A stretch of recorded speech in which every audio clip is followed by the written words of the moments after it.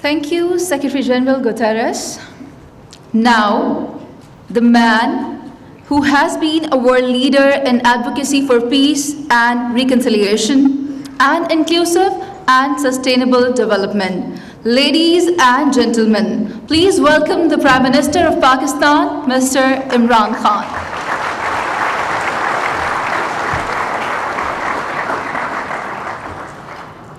Bismillah ar-Rahman ar-Rahim. Secretary General,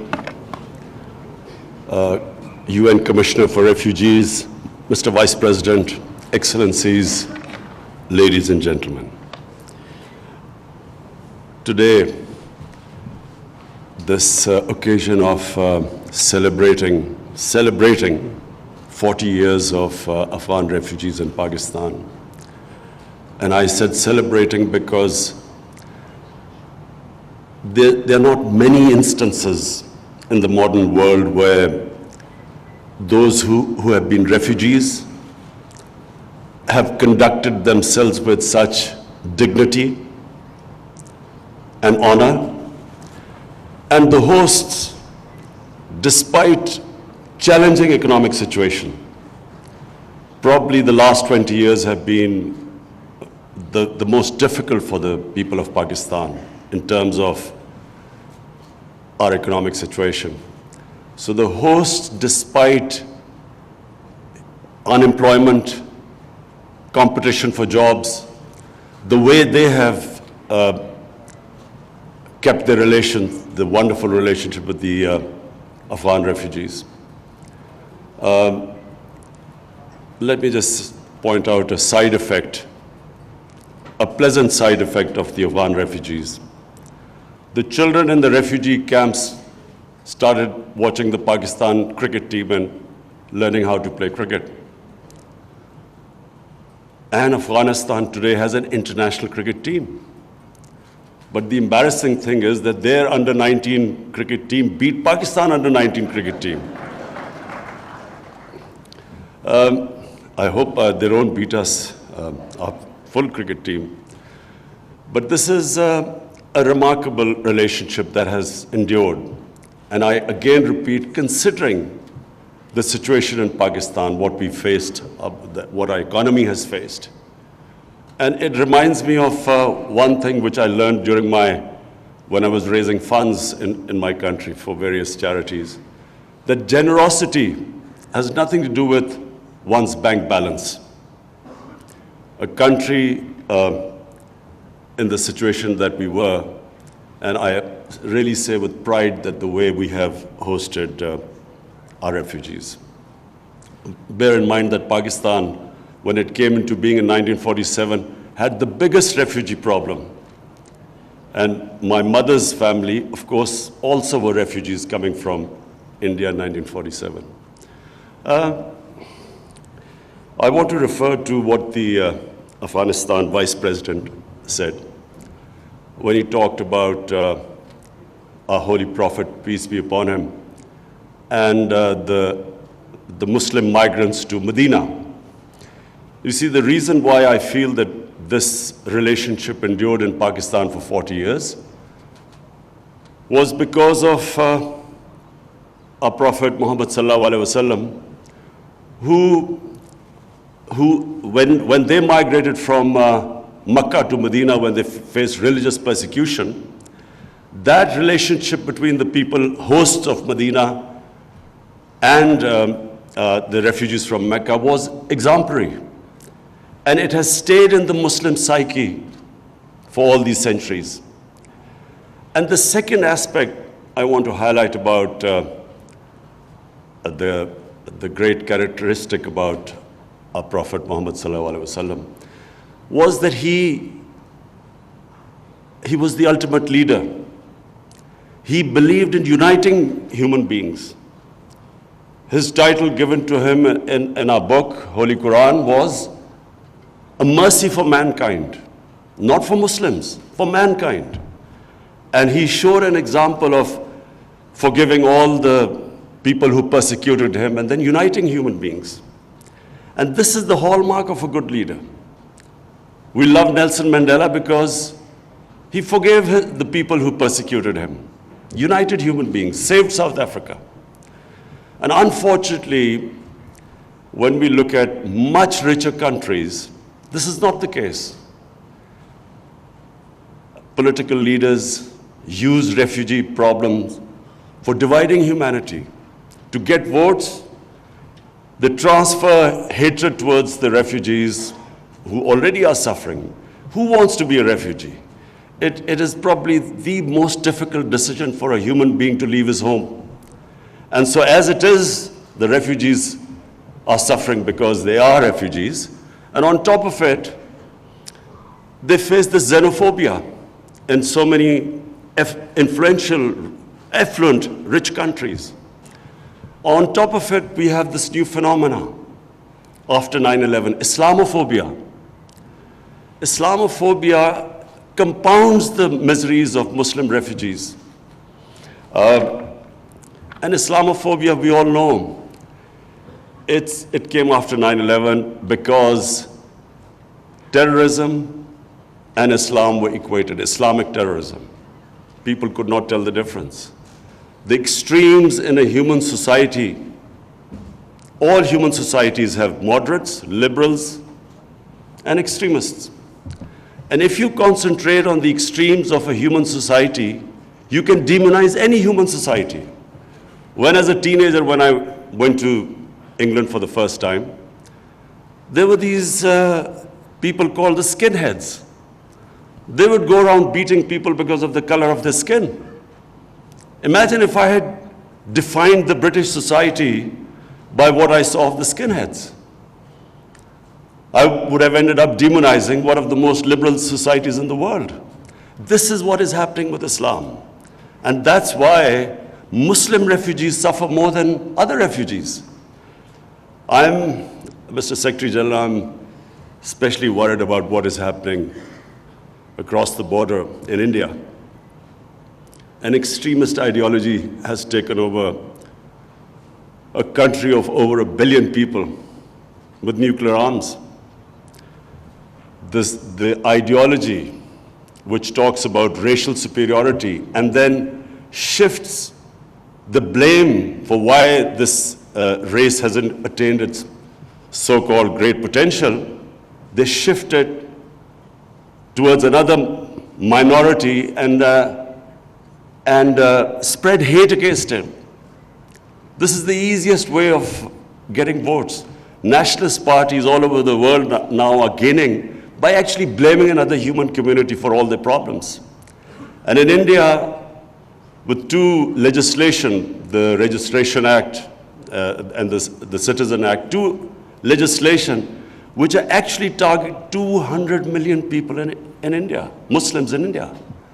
This, in future, if it's not checked, if the world community doesn't raise its voice against it, this injustice, this will have future problems for our country because it could have a huge refugee problem.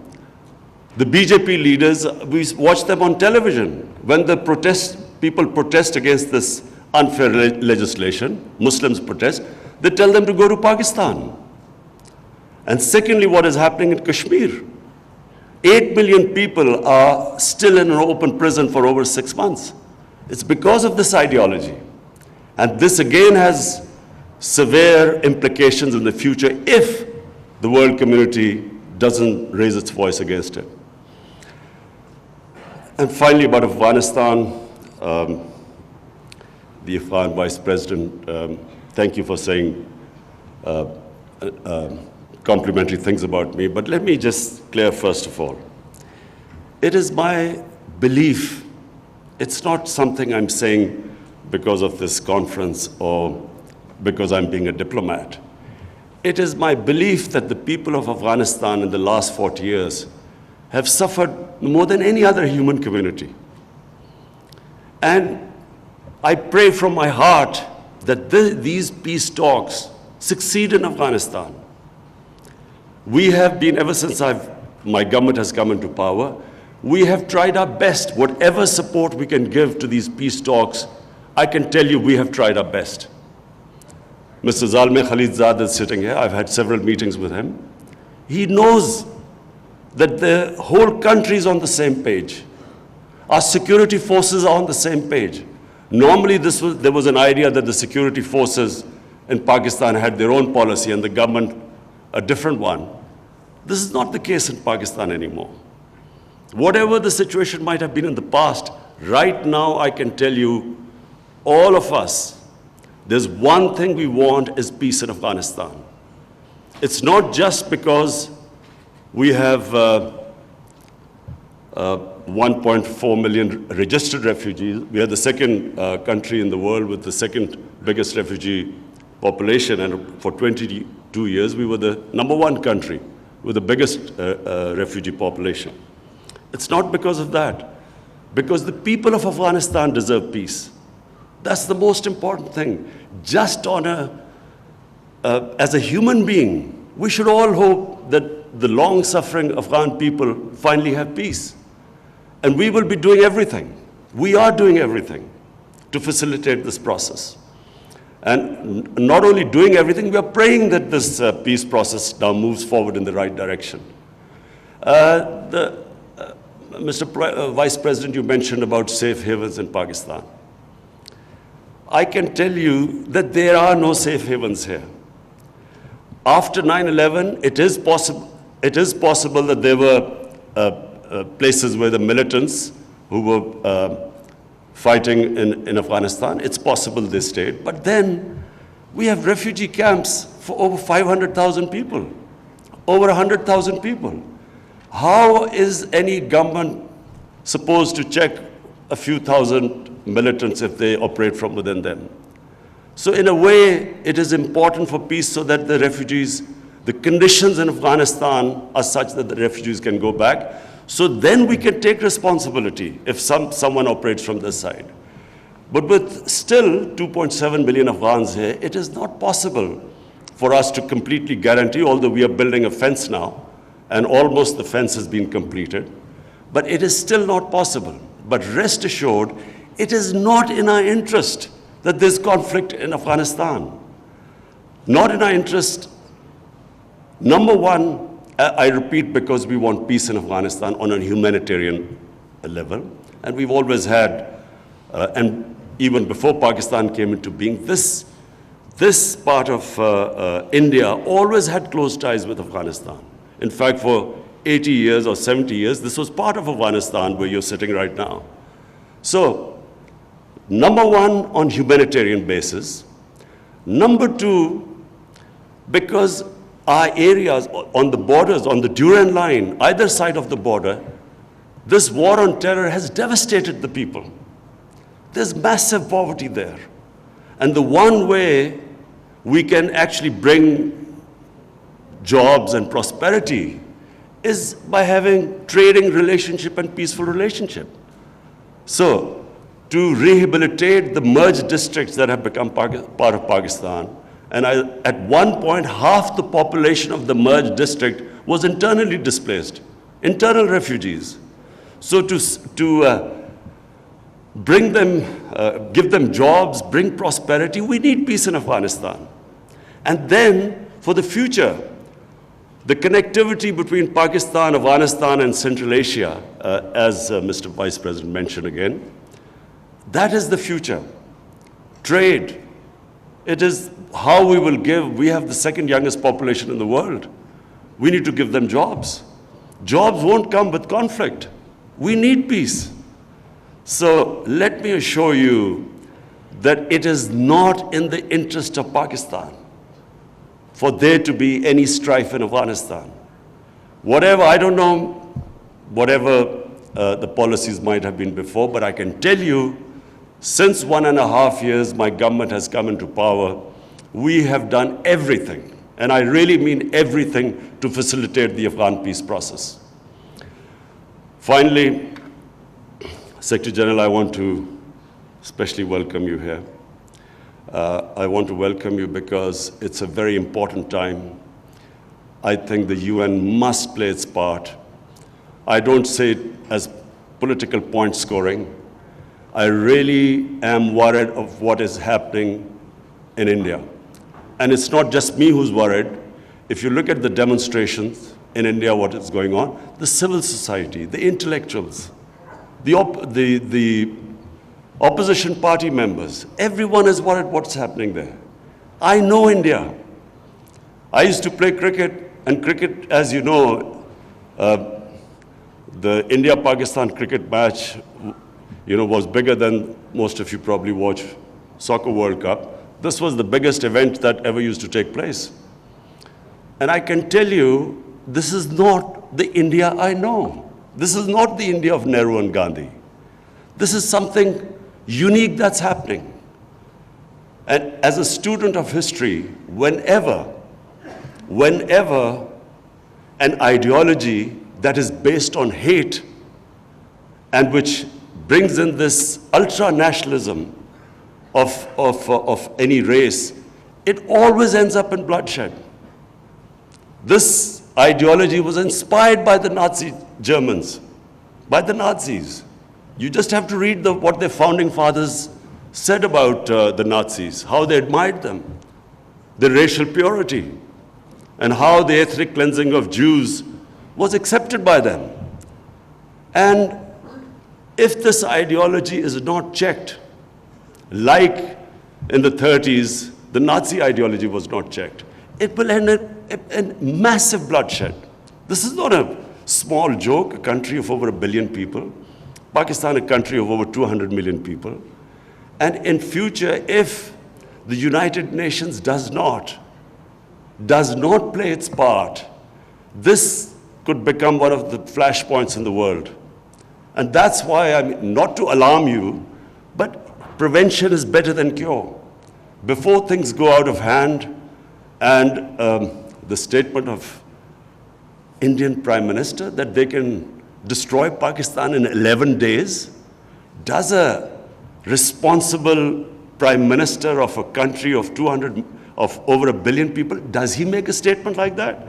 And then the army chief saying that they can take over Pakistan side of Kashmir whenever the parliament signals. So it is heading in the wrong direction.